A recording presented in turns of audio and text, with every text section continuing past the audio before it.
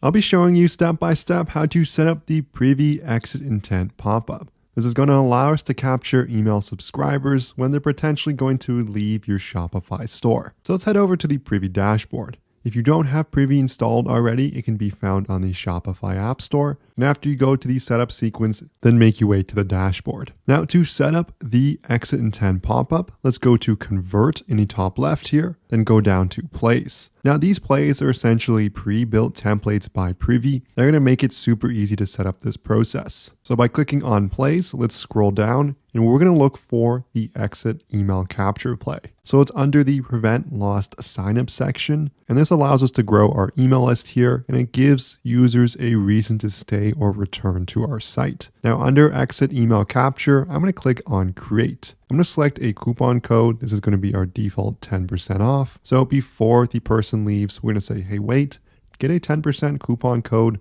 by entering in your email. So by clicking create, this brings us to the design editor for Privy.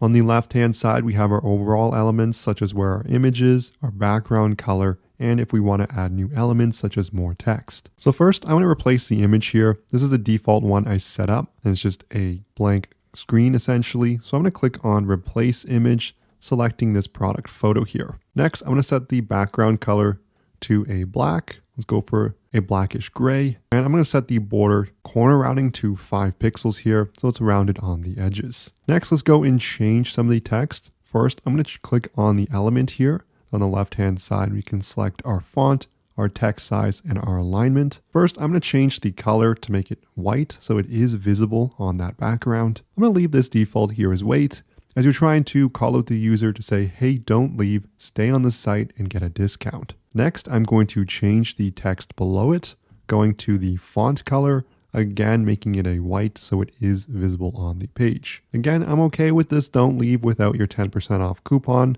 I'll leave it as sign up. I'll maybe make the button color a little more stark here so it stands out on the background. And under button, I'll select red as the background color. Underneath that is going to be some information that you are subscribing to something. So I'm going to click on the font color and I'm going to make this a white as well so it is also visible. So I've made some customizations there for our pop-up. So that is our pop-up. And at the bottom here, there will also be the thank you page. So we can customize what this looks like. So again, instead of an image, I'm just going to remove it here. I'm going to select no image on the left-hand side. And again, I'm going to change the background color to a darker gray. But first, I'll change that font color there. Scroll down, making it that blackish gray, giving myself 5 pixels of corner rounding, clicking on each element, and then adding the white text color. I'll just leave this all as a default here. And it's just going to give them that coupon code that we promised them. Now to finalize any of these changes, go to the top right-hand side, clicking on publish. So doing that brings us to our follow-up section. This is going to be that follow-up email after they've signed up. We can see it is currently published and we can see our analytics for it. So I'm going to click on this row here and this brings us to the email sign up. And here we can make our customizations. We can add our logo. We can change the text here.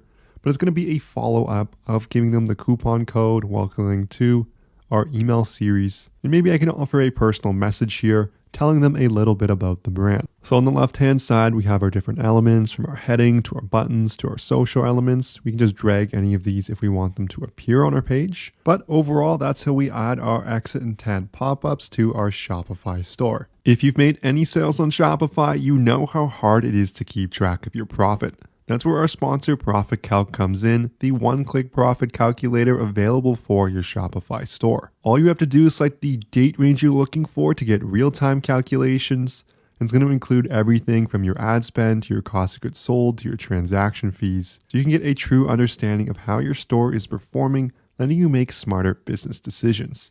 It includes a ton of different details and analytics, so you can stay on top of your business. There's a 15-day free trial, so you can test drive everything for yourself, and you can find it in the Shopify App Store by searching Profit Calc and then looking for this logo in the top left. There's also a link in the description below, so you can get access to the Shopify app listing directly. If this video helped at all, I would love it so much if you smash that like and subscribe button below. If you have any questions, leave a comment. But thank you so much for watching, and I'll see you in the next video.